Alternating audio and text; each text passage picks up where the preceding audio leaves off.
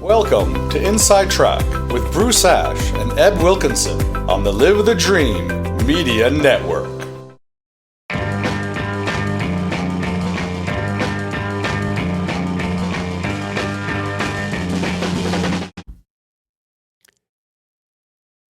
Hello, Insiders, and a very pleasant good afternoon, good morning to you, wherever you may be. Bruce Ash and Ed Wilkinson coming to you live in living color from the worldwide headquarters of the Live the Dream media juggernaut in the ultra-luxe Wilkinson Wealth Management Studios. Wow. Welcoming you to a special edition of Inside Track. Malta Joe's in the box, pushing the buttons, you bet.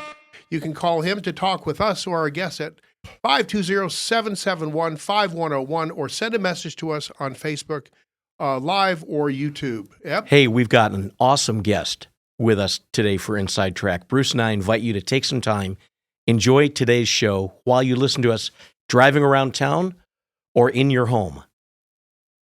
Before we get to hear from our special guest today, Lord Conrad Black, let's do a quick shout out for our great Inside Track supporters. My company, Paul Ash Management Company, Jamie and Craig at Tucson Iron and Metal Surplus, Eric Rudin at Essential Pest Control, and of course, my broadcast partners company, Wilkinson Wealth Management. We support each of these locally owned businesses. So should you. And one more point, each of our sponsors support Inside Track because they believe in helping spread conservative ideas and American values. Help them keep us on the air by supporting them. So let them know you heard about their business on Inside Track. Here's my co-host, Ed Wilkinson. Hey, let's get right to the great guest we've got today, Lord Conrad Black, media tycoon. His company controlled the Daily Telegraph, Chicago Sun-Times, the Jerusalem Post, and the National Post, as well as numerous smaller community newspapers. He's also been a financier, commentator, columnist, and a best-selling author. About a year and a half ago, we interviewed Conrad Black on the first volume of his three-part historical account of the strategic and political history of the world. He was great. He honors us again this morning to talk with us about the second volume of the series. Lord Conrad Black, are you with us? We are on hold.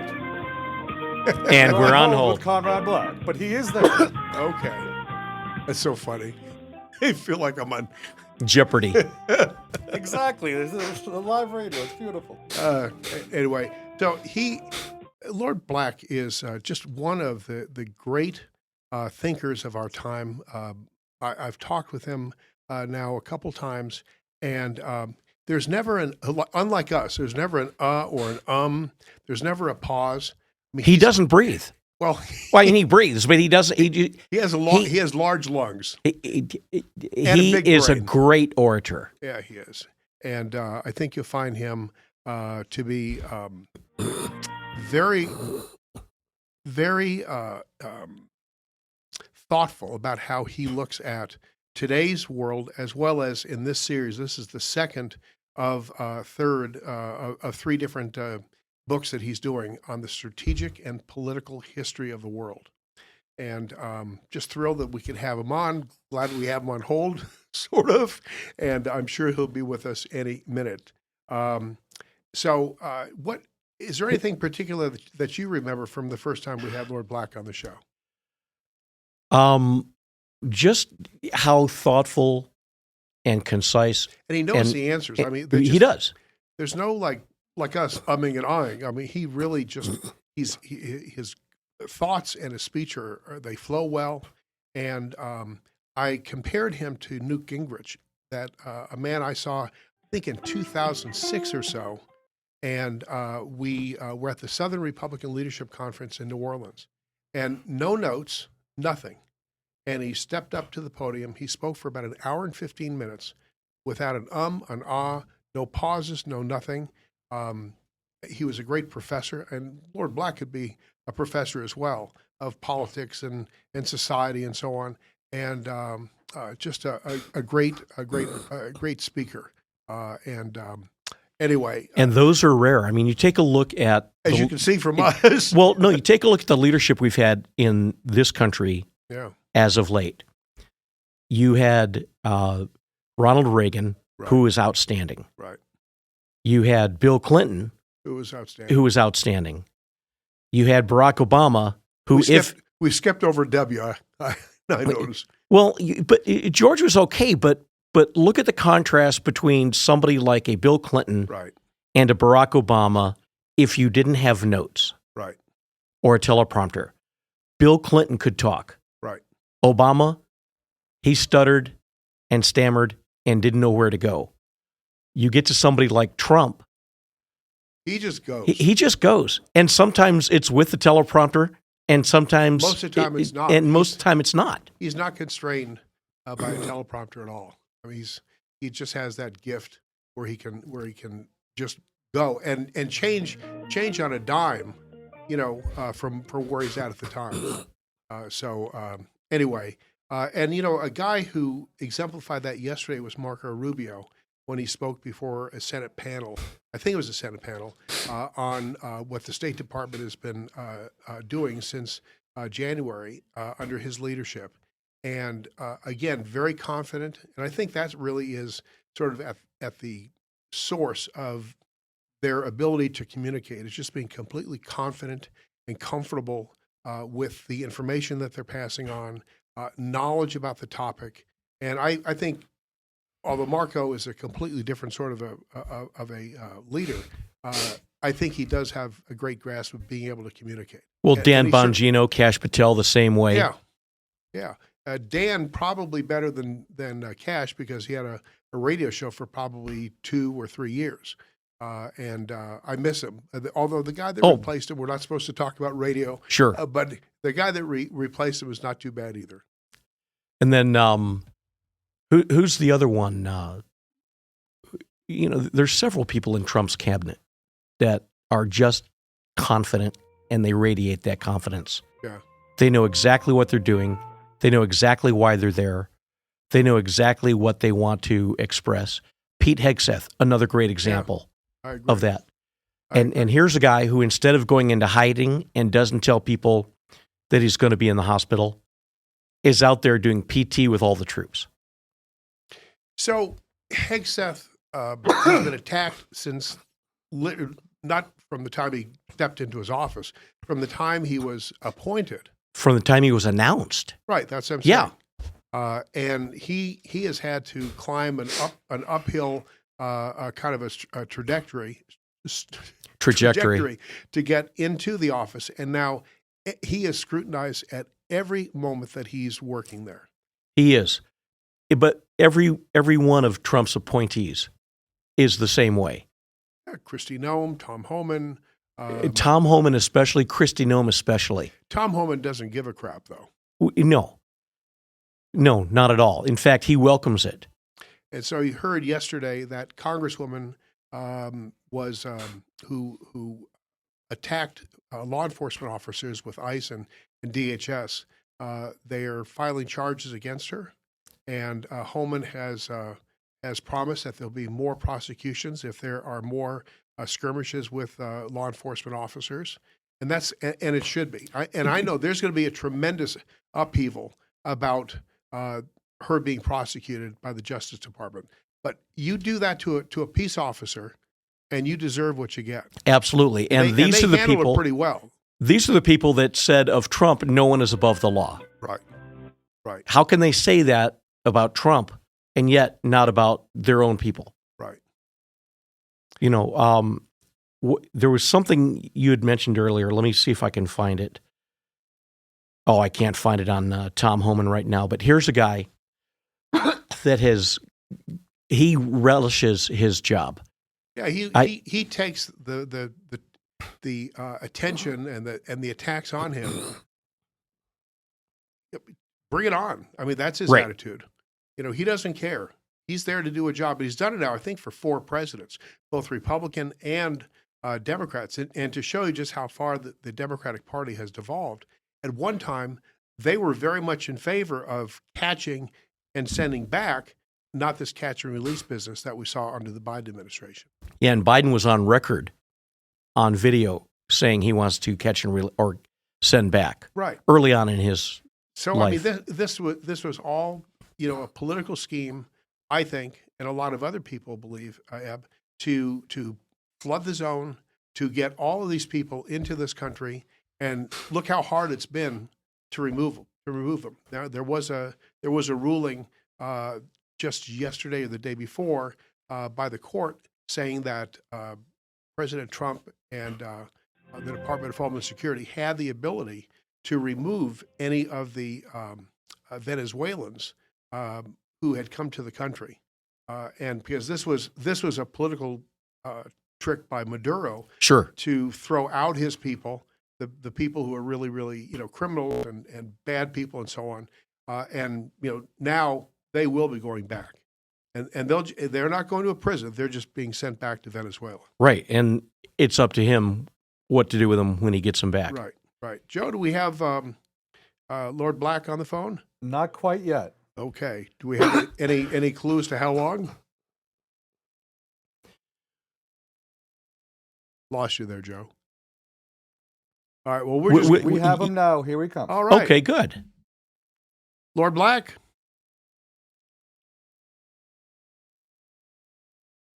I can't hear a thing, Bruce. No, we're getting there. Well, while we're waiting for him to get Lord Black on. Hello? Do you hear me? Oh, here Lord he Black, is. thanks for joining us today. Conrad? Yes. Oh, All right. perfect. Great. Glad you're here. Eb, go ahead. Yeah, Conrad, Lord Black, thank you for joining us.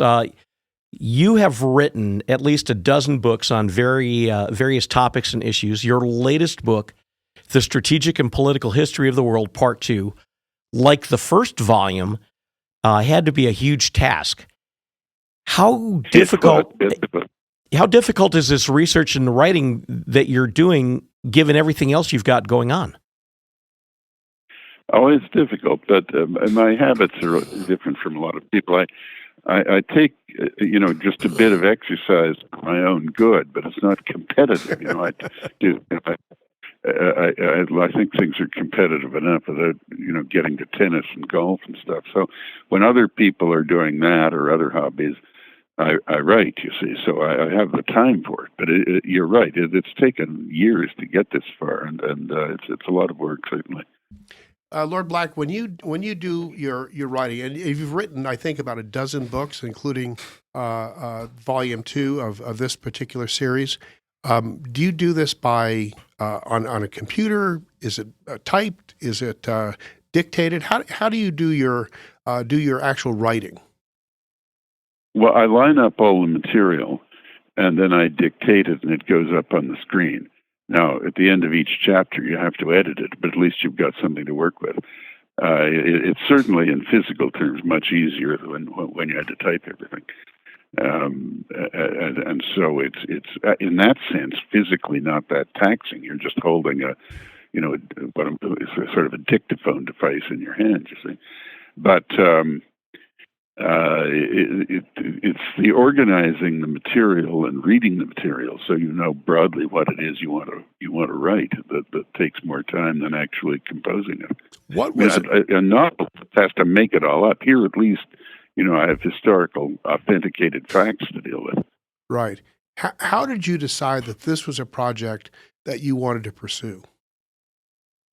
That's a good question. The answer is I started out basically writing biographies, including very prominent people like Franklin D. Roosevelt. I mean, a 4-term president, that's a big book. And sure. Richard Nixon, 2-term president and 2-term vice president. That was a big book. But then I got to histories of countries. I did my history of Canada and the strategic history of the U.S.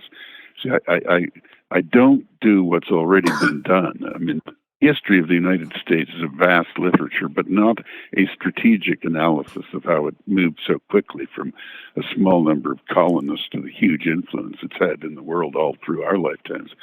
And Henry Kissinger was kind enough to write an introduction for me.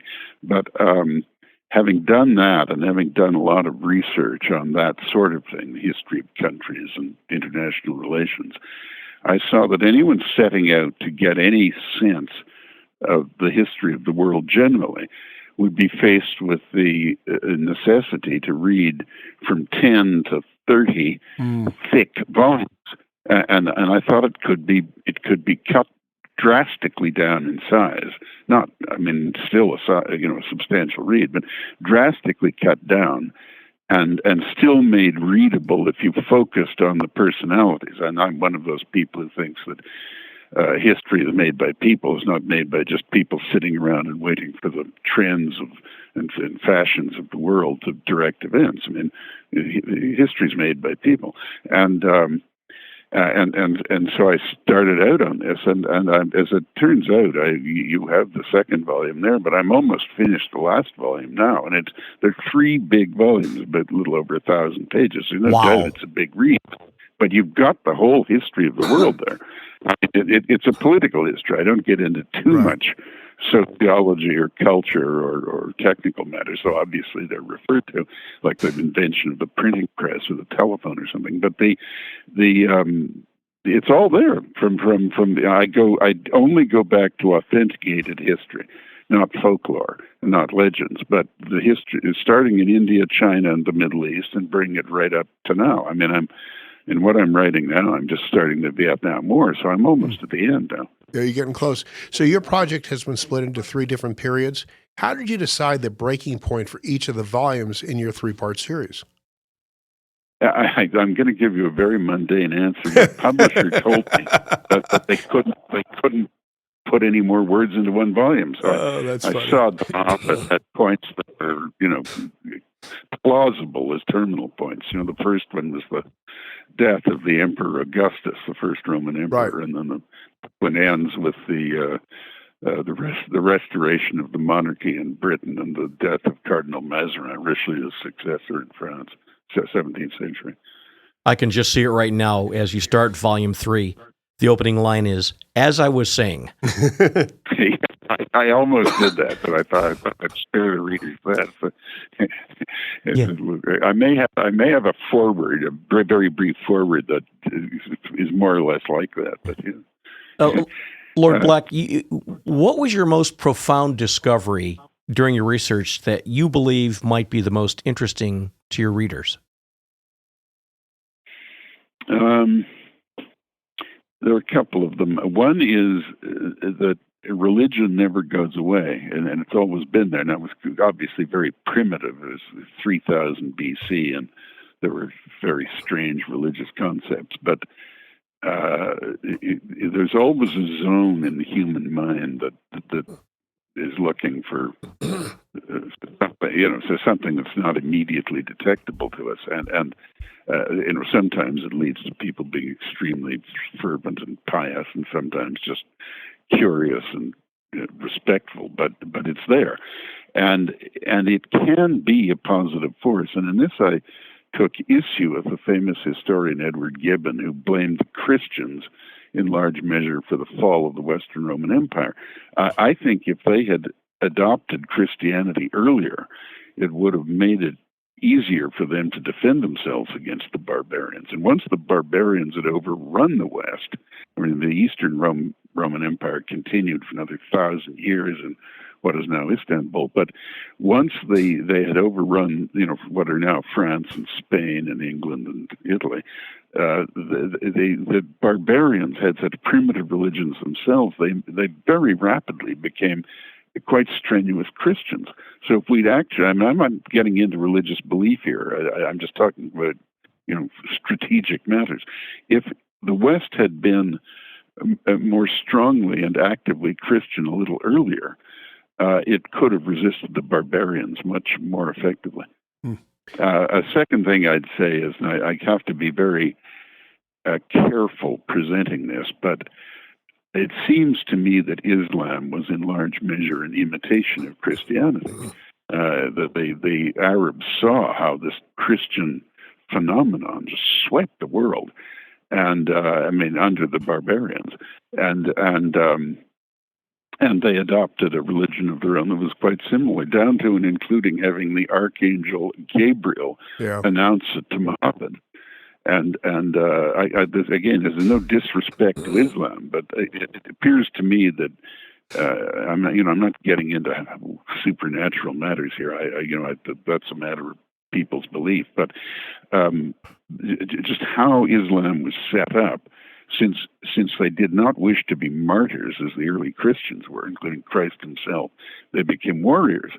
And it became a very aggressive religion and a very successful one. It gave the Arabs a sense that this is our motivation, and this is what unites us. And they attacked at both ends of Europe, and ultimately gained control of what is now Istanbul. And at the other end, they got hold of most of Spain and got into France before they were repulsed.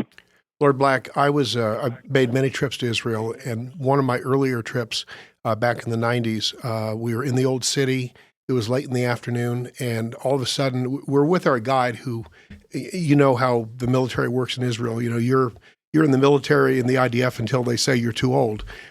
This particular guide was with us, and we're talking. Which is usually at about 60 or something. Yes, pretty much. And so we hear the fire, and a number of people in our little group were concerned, and the guy looks at us and he says, isn't it thought-provoking that God must have had a great sense of humor to land the three biggest religions of the world right within about 200 yards of one another: the Church of the Holy Sepulchre, the Wall, and then the Temple Mount. Do you talk about that at all in your book? Well, not quite in those terms, but yes, I mean the interaction of the religions in the Middle East is extensively described, certainly, and the fluctuations of relations between them are very interesting. For example, most of your listeners would be familiar with Mark Antony's speech at Julius Caesar's funeral. Sure. It's a famous address. I'd assumed that Shakespeare had made it all up. It's actually what Mark Antony said, and it was recorded by Cicero, and Plutarch got it from Cicero, and Shakespeare got it from Plutarch. But as soon as he'd finished speaking, the Jews had come out in strength to Caesar's funeral because they liked Caesar. He'd been generous to them in Rome and in Judea, and said that Jerusalem could rebuild its walls and so forth. And they sang the Kaddish, and all of the mourners there, so very naturally for Julius Caesar, it was a huge crowd. And the assassins had completely miscalculated. They thought they'd be heroes, and in fact, they were reviled assassins. But they all stood respectfully while the Kaddish was sung. It was a remarkable ecumenical celebration, a sad occasion, of course. I mean, it was an outrageous thing to murder Caesar, but there it was. Lord Black, for centuries, scholars have written. Call me. Thanks. I mean, my title helps me. Aren't you wearing your robes right now, Conrad? Yeah. I lent them to my wife as night attire. Okay, Conrad, for centuries, scholars have written millions and millions of words about Western history. How do you look at history differently and similarly to them? What's the difference? I don't think, there are histories of the world, but they're either literally tens of volumes. I mean, the Cambridge ancient, medieval, and modern histories combined are about 40 volumes of 800 to 1,000 pages each. The ones that are condensed are more condensed than mine, and don't have the space for elaboration on personalities to make it a little more interesting to read. So in that sense, I'm in a kind of middle zone between the long sets of intimidating numbers of volumes and the condensations where you get the facts, but all you get is the facts, and it's really a laborious read. The second thing is, at various places I put in, I always put the counter argument, but I put in a different view of certain things. I mentioned Gibbon and his attitude to Christianity. I mean, Gibbon was an atheist, which is fine, nothing wrong with that if that's what you are, but he assumes that all religions are interchangeable and they're all basically rubbish anyway. Well, that isn't exactly history. That's his prejudice, you see. Right. And so I've got a different. The other thing, if I may, is I myself, in my research, have never seen an effort like mine to establish the semi-logical continuity of history. I mean, of course, retroactively, we can see that a great deal of things that people did in the past were absolutely the wrong thing to do, either morally wrong or practically wrong or both. But there is a certain logic to it. If you follow it through in a condensed enough but not over-compressed way, you can see why what happened in the 18th century was a rational response to what happened in the 17th century. I mean, not that it changes on the day of the century changing, but you can see the flow of it. Sure. There is a certain logic, and to go back to your earlier point, the most compelling thing to me in all this is it is absolutely true that progress exists. Those who claim there is no progress, I know obviously scientific progress exists, everyone knows that, but there is actually progress in the aptitude and talent people have to govern themselves and to maintain relationships with other countries or groups from earliest times, from the Old Testament. We just have even renowned figures like King David. He just went around attacking neighbors. And, Right. The Bible said he slew in his tens of thousands. And, we've cleaned it up quite a bit since then. Now, horrible things happen. No matter how familiar anyone is with the facts, it is inconceivable that the culture of Goethe and Beethoven could have produced Hitler and the Third Reich. But with all that said, in general today, we're organized into countries. They deal with each other. There are wars, of course, but they aren't simply naked wars of annihilation on your neighbor because you think you can enslave him, such as happened through most of history. So progress exists, and we shouldn't despair of it.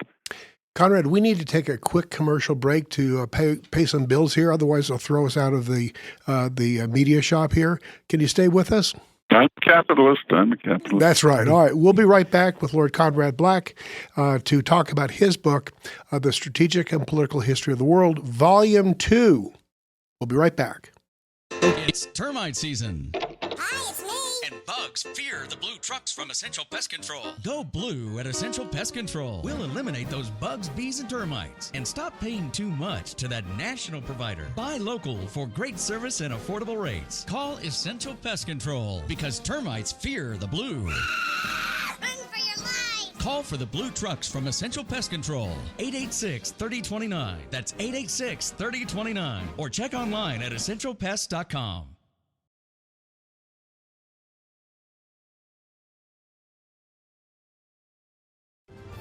This is Eb Wilkinson with Wilkinson Wealth Management, where we manage money for gun owners. What does it mean to retire comfortably and remain comfortably retired?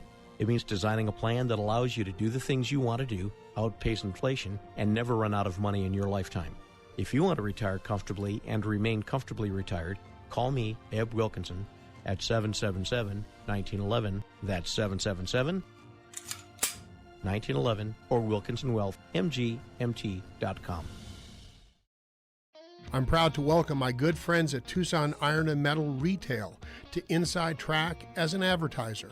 Jamie Kipper and her staff are conservation experts. They sell round and square steel tubing, metal plate and roofing materials, as well as new and used steel, aluminum, and stainless steel to ranchers, artists, interior designers, roofers, as well as you do-it-yourselfers out there. Tucson Iron and Metal Retail is open Monday through Fridays, 8 a.m. to 4:30 p.m., and Saturdays, 8 a.m. to noon. Tucson Iron and Steel Retail, 701 East 36th Street. Call 520-209-1576. That's 520-209-1576. Or go to TucsonIronRetail.com. Come by and be sure to ask for Jamie. Tucson Iron and Steel Retail. This is what conservation and repurposing is all about.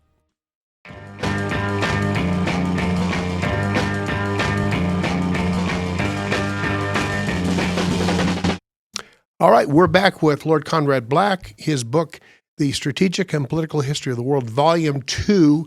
We have a question from a very interested person, Malta Joe. Go ahead with Conrad Black. Hello, Mr. Black. We spoke before you started the show. I have a question. Fire away. Okay, in your second book, does it touch on anything about the Knights of St. John, preferably around the 1565 or so, and their influence on the European political the political landscape of the time? Thanks, Joe. Yes, absolutely. You had the Hospitallers. Yes, sir. Yes, sir. And no, they had you had two groups, the Maltese and also in the Baltic, the Teutonic Knights too, and yes, they're referred to quite extensively. Then they did have an influence, certainly. Okay, fantastic. And I just went on Amazon to try to find your book to buy it, but it wasn't there yet. Volume 1 was there in a lot of your other books, but Volume 2 wasn't there. Is it ready to be sold?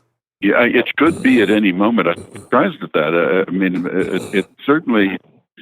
I am surprised at that and a little disappointed. It should have been available on Amazon for the last 10 days or so. Yeah, I think it was May 3rd. Okay, so it's still fairly new to hit the shelves. So yeah, I will new. look for it, and I'm definitely going to buy it. I'm very interested in reading this kind of history. Yeah, 10 pages a day, you're done in 90 days. Thank you. Thank you, sir. Thanks, Thank Joe. you for answering my question. Have a great day. Conrad, it seems like we in America think that world history began when the Pilgrims landed at Plymouth Rock. Why is understanding more than just knowing our 3-century history so important to our understanding of current affairs as well as what happened several centuries ago? Well, it's certainly the United States is a unique entry in world history, and the eyes of the world have been on it, not since Plymouth Rock, but certainly since Lexington and Concord. But you've got a couple of aspects there. Firstly, despite the rebellion against the British, it wasn't a rebellion against the common law or the English language or the concept of rights, which had made a lot of progress in Britain. It was a desire to have a government in your own territory. And the ostensible argument was really a matter of taxes. I mean, as a practical fact, the Americans had no more rights after the Revolution than before, but they had a government of their own. And they had asked for the British to expel the French from Canada, and the British imposed the stamp tax in Britain to pay for that. But they forgot to ask the Americans. If they'd asked the Americans to shoulder that tax at the beginning of the war, they would have done it happily. But trying to collect tax from people after you've spent the money, it gets quite complicated, as King George III discovered. But the tradition, that British tradition, whatever the country's disagreements with Lord North and King George III, that British tradition is important, and that had evolved from basically the Magna Carta on for 750 years, and that's important to the country that the United States became and is. And secondly, of course, it's when the United States was set up, or even before it was independent, while it was the wealthiest part of the English-speaking world, Americans were more prosperous than the British per capita. They weren't, unlike the European countries, they didn't have a language of their own. And the other established countries in the Western world had, the French spoke French, the Dutch spoke Dutch, the British spoke English, and Spanish, and so on. The United States didn't have that, but it proclaimed itself a world country where all were welcome and a place of opportunity. But the result is, as President Roosevelt explained to Mr. Churchill when he kept referring to us as a single people, you say, what kind of a people do they are? He did say, you've got to watch it a bit here, because a majority of Americans' ancestors are a combination of German, Irish, African, and Italians, and that was before there were a lot of Hispanic Americans. He said, you know, we have a lot in common, but it's not quite what you think it is, and so those facts do justify some interest on part of an American about you know, how the U.S. became a world nation and the elements that contributed to that, and they've had an influence too. And de Tocqueville was an example of that. I mean, he chronicled the United States, but he did also refer to different European influences that were visible in the United States, so they were refined. If you want to speak to Lord Conrad Black, call him Conrad. Call into our studio at 520-771-5101. Conrad, talk a moment about a great figure you wrote about in The Strategic and Political History of the World, Part 2, who might be compared with a current historic figure in the past 200 years to the U.S. in the 21st century. Which comparison am I to make here? I didn't get that exactly. Talk about a great figure that you wrote about in The Strategic History of the World, who might be compared with a current historic figure in the past 200 years. Yeah, here in America or elsewhere. Sure. The greatest statesman in this volume was probably Cardinal Richelieu, who was the French prime minister from 1624 to 1642. But he governed in the name of King Louis XIII, but he really had all the power. I mean, the king did ultimately, but he actually ran the country. And it was a synthesis of roles. He was the founder of the French Academy and a great intellectual. And if you see paintings of him, he always has the insignia of the French Academy around his neck, not a religious symbol, although he was a cardinal. And he was the provost of the Sorbonne, the famous university, which then, as now, is one of the most famous universities in the world. And he took those roles very seriously and was an authentic intellectual, but he created the institutions of the modern state. He completely suppressed the nobles, and in that logical French way, he concluded that an absolute dictatorship was the most efficient form of government.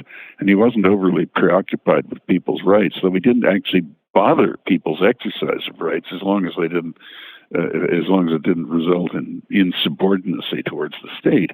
He didn't much care what people said and that sort of thing. He wasn't interrupting freedom of speech much, but as long as they weren't trying to conduct an insurrection. But he saw the beginnings of the developments that led to the English Civil War and the judicial murder of King Charles I by Cromwell. Right. He wasn't alive when the king died, but he saw what was happening, and he took that as confirmation that he was right. He thought that parliaments were just a bunch of self-interested, special interest groups advocating for their own interests at the expense of everybody else. And they were just talking shops and bickering societies who did nothing but waste time and money and had no concept of how to govern anything. Was he talking about the U.S. Congress? Was he talking about the U.S. Congress? It sounds like it. No, but you see, the point is, he was a genius. He was a great statesman and a great intellectual, but and he made France the greatest power in the world. He did. Despite being a cardinal, he induced the Protestant Swedish king and paid him to make war in Germany and completely destroy Germany. And while the Treaty of Westphalia was agreed after he died, he basically wrote out the terms of it and left it for his successor, which was to divide Germany into 300 different states, you see, so that France would be predominant. And it all worked, except that the great French dictatorship, 150 years after Richelieu died, it blew up with that horrible revolution. Now they celebrate the fall of the Bastille, but the French Revolution was just a bloodbath, and it was a disaster. So, brilliant man though he was, great statesman that he was, and that was the first state that was like a modern state. He organized it like that with a treasury and a federal police and all this sort of thing. It didn't work, and the democracy, for all its chaos, actually did better in the end. So that's I don't know if that's quite what. If you want a comparison, I'd say that if you had said at that time in the 17th century, who are the greatest statesmen in history, you would name people like that who were either absolute monarchs or the ministers of absolute monarchs. And if you did it now, you would more likely say people who had more respect for the defense of civil and human rights, leaders like Lincoln or Roosevelt or Churchill, people like that. Understood. You discuss what justice looked like throughout this vast period of time in Volume 2. What kind of advances have been made in justice in the last 400 years? Basically, the whole concept of individual rights was a bit late coming. Prior to Christianity, there wasn't the reverence for life itself or any concept that life was sacred. I mean, it's something that people don't even think about today for the most part. But when the idea took hold that there was a single God for everybody, and that the ostensible son of this God actually set foot on the earth and was murdered for saying the things that he said that don't strike us today as particularly shocking, and propagated the theory that there is a divine intelligence that cares about all life and considers all human life to have a certain sanctity. This was a civilizing influence that caused the Romans, for example, to stop throwing people to the beasts in the Colosseum and that kind of thing. And I mean, it's astounding that even in the time of the Caesars, I'm not talking about Caligula and Nero here, I'm talking about Julius Caesar and Octavian Caesar. You had people literally being rent and killed by beasts in front of thousands of people as an entertainment. Well, that sort of thing, we scaled back from there, largely because of Christian influences, but that didn't confer upon people civil rights. It conferred a notion that life was a worthwhile operation that had to be respected to some degree. But this concept of individual rights gradually took hold, and it grew and grew. And if we're talking, a particularly remarkable aspect of the United States is that it embraced the Enlightenment altogether, and particularly the emphasis on the rights of man. But at the same time, it stayed clear of the Enlightenment's tendencies to agnosticism. And instead, it was, in God we trust, and we are carrying out God's work in promoting human liberty.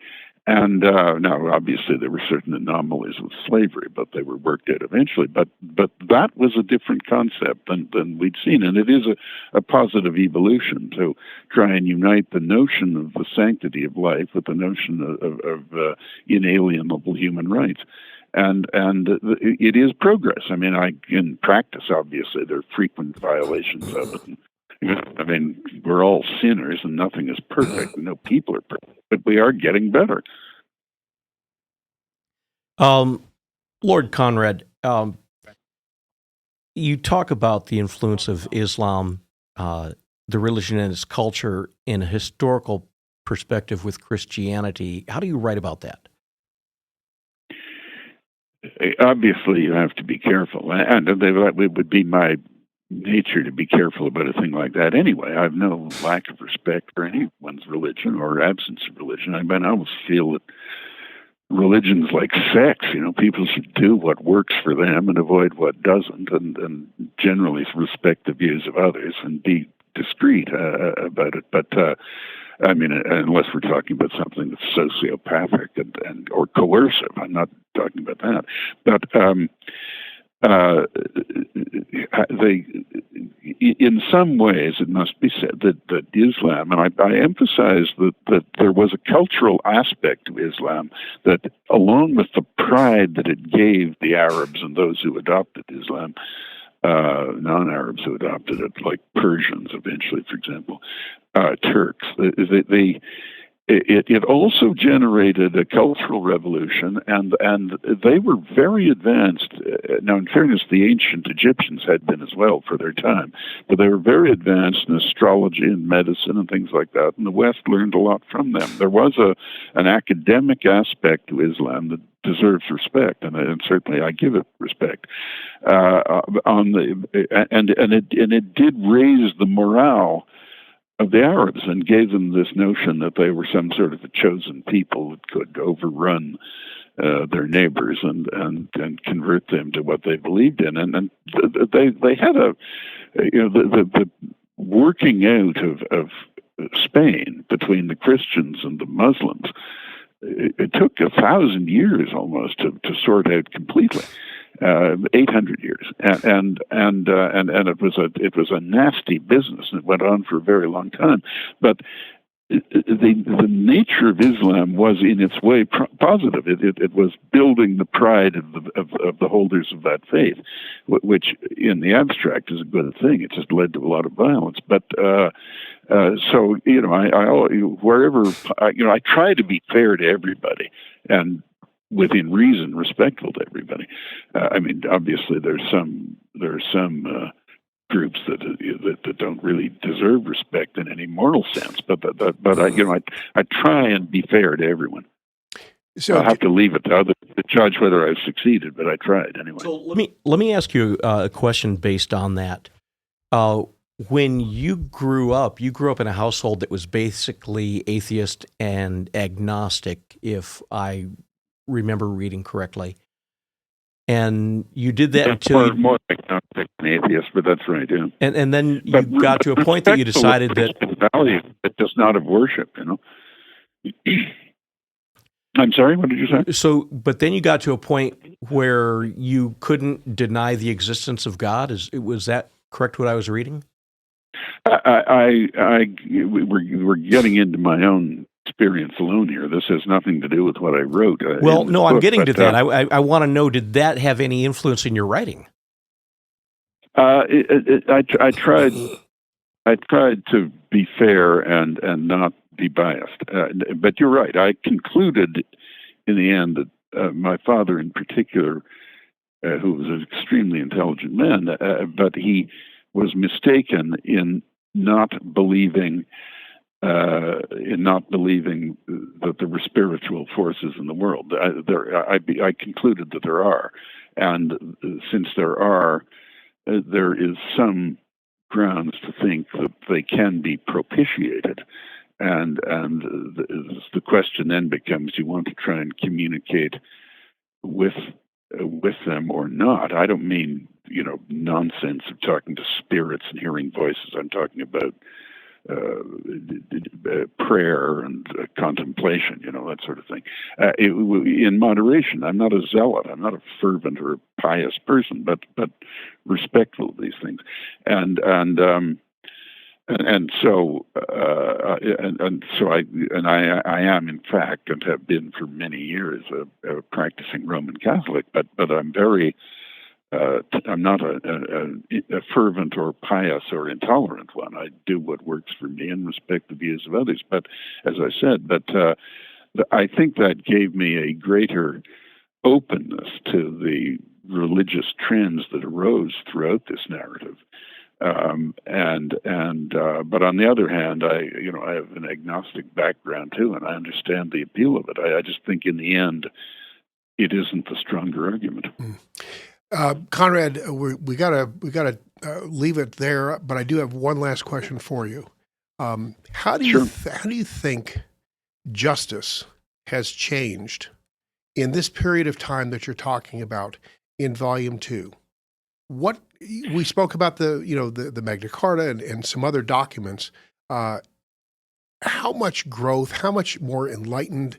How much fairer did we become as a people in various parts of the world, where did the justice system and the way of looking at laws, controlling men and society, how did they progress during this period of time? Very substantially. The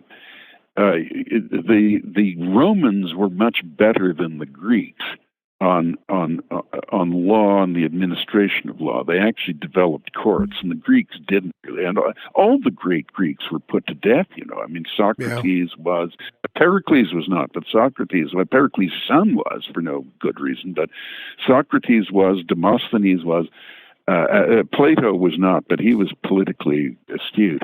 But the Romans, I mean, their practice of the law was by our current standards. Not that our current standards are that brilliant, in my opinion, but they're a good deal more distinguished than the Roman courts were. But this is how Cicero, for example, became such a prominent person as a lawyer, and then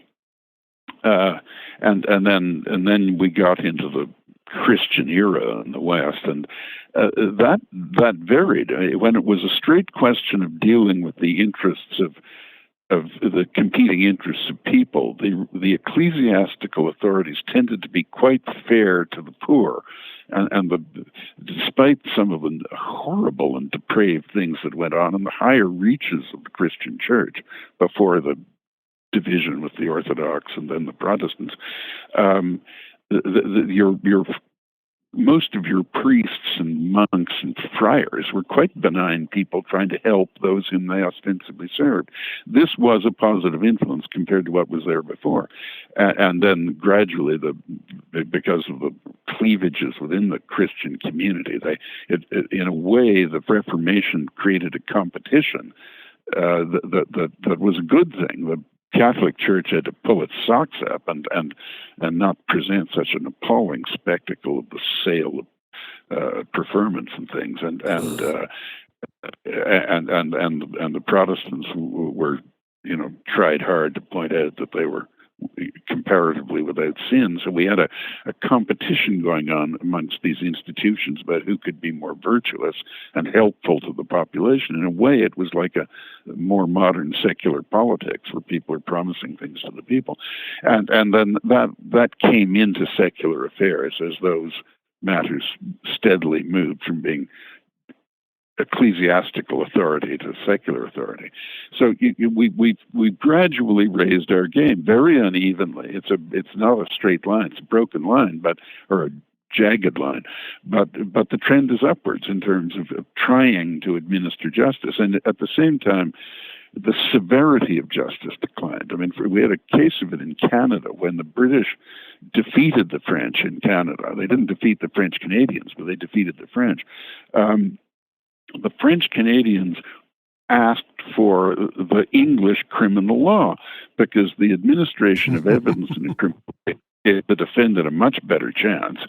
Officially, you couldn't torture witnesses the way the French did. Once the French prosecutor decided that somebody was guilty, he could put them on the rack to get a confession out of them. Now, I'm not saying it never happened in the English-speaking world, but it wasn't supposed to happen. And the sentences were less severe. And you see historically, even going back to someone like Hammurabi in my first volume, the tendency of enlightened rulers was to make the sentences less severe and give defendants a greater right to make their case for themselves. So our heart's been in the right. It's an awkward way to put it, but I was going to say the right place, but in the right direction. The tendency has been to be more merciful and to try and be more just. And obviously, even today, speaking of the United States, I think it's a scandalous justice system. I mean, 98% conviction rate, 95% of it at trial. It's like North Korea, but it's still a lot better than it was, in the time of Cotton Mather and the throwing people into the river, and if they drowned, they weren't witches, and if they didn't drown, they were witches, so you burned them. I mean, that wasn't too good. That's a great answer. Yeah, Lord Conrad Black, author of the Strategic and Political History of the World Series, Volume 2. Thanks for joining us this morning on Inside Track. We're so happy to hear that you're well on your way in Volume 3. And Bruce and I both hope you'll join us again when the final chapter is published. By the way, Volume 2 is on Amazon. I just looked it up. I'm buying the hardback copy because I like the physical book. Best of luck to you. Thanks for joining us. Thank you so much for having me. I've enjoyed it. Thank you, sir. Great hearing from you. That's going to do it for us today on Inside Track. Thanks for joining us this morning. Be sure to follow us on Facebook and X for news and our views on the news. Until next week when we have another great show planned, this is Bruce Ash. Eb Wilkinson. Wishing you a very good morning. We'll see you again in 167 hours.